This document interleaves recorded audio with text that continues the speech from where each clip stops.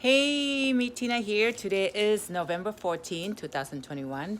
Hello, everyone. Just wanted to talk a little bit briefly today about insomnia or not being able to sleep during post-COVID. And I got actually a few people asked me about this, if I have problem with that after I was discharged from the hospital. And yes, I did.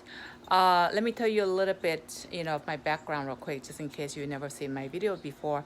I was admitted into a hospital for about 2 to 3 weeks for COVID, bilateral COVID pneumonia, and almost died. Almost didn't make it. I got two plasma, all kinds of antibiotics, about 6 different type.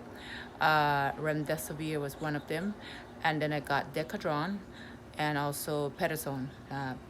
Up to 4 months, even after I was discharged from the hospital. But anyway, one of the big symptoms that I had too was not being able to sleep all night, and I never ever had that problem before COVID. I was the type of person who would just, my head hit the pillows and gone, as easy as that, sleep like a baby. But since COVID pneumonia, I had a difficult time sleeping. I wasn't able to sleep, and I found out I think from some of the doctors on YouTube who talks about COVID symptoms, and they mentioned that because the COVID virus or all this medication, I don't know which one, would affect our adrenal gland and the cortisol level, and that's why a lot of us have problem, and also nervous system, and I believe in that because I felt it all over my body. So it took about 6 months. The first 3 4 months was the hardest. I mean, I would be like wide eye open all night long, and then got to the point where I felt really tired during the day because I barely get any sleep, but I wasn't able to sleep, and I felt a lot of like nerves running through my body. I felt a lot of anxiety. So, that could be all that adrenal gland that just got really compromised. So I took the sleeping aids or melatonin gummy bear. Sometimes tablet is 10 milligrams. So I used to take that every night and never did it before COVID. But I noticed that these past couple months, and it's been like 13 months now, these past few months, I'm able to go back to sleep on my own without having to take any kind of sleeping aids. And I think what helped was that it took a while for your body to heal, number one.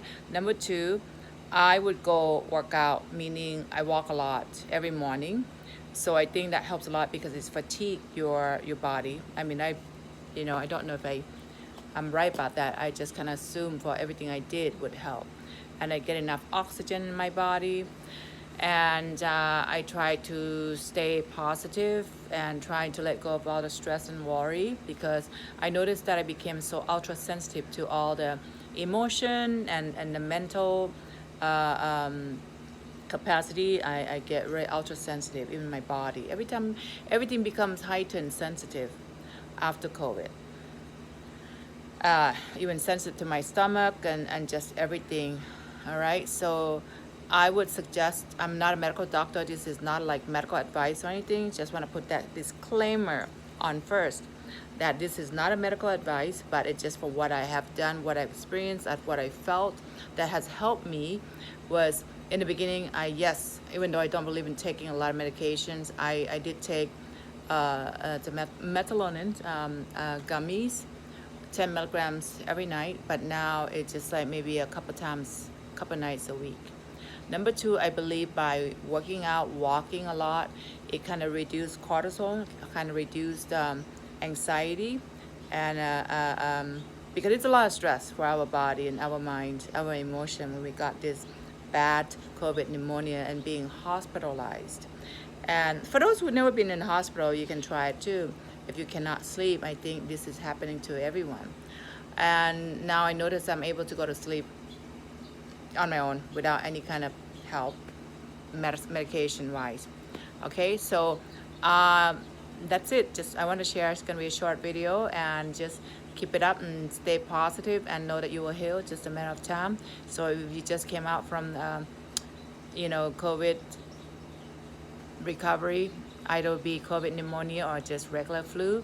You may have all this symptom too, because it does shock the body, it does stress the body, stress the adrenal gland. So you may want to even take some supplements that support adrenal gland as well. All right. So anyway, thank you so much for listening, and you guys have a wonderful, wonderful day. Thanks for listening. Oh, by the way, if you enjoyed this video and you feel like my channel helped you a lot, go ahead and subscribe it, click like, or just share this video with any of people that you know, your friends, family. That was main purpose for me to do this video when I first started.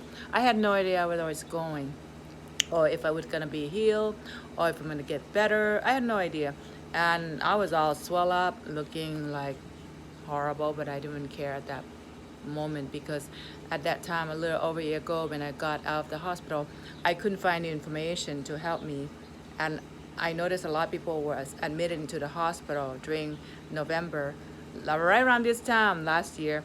You heard a lot of news, like a lot of people are just was admitted to the hospital, and I was like, perhaps my video, my journey will help some people, and it has been. So thank you for your support, and thank you for listening, and take care. Bye. Ciao.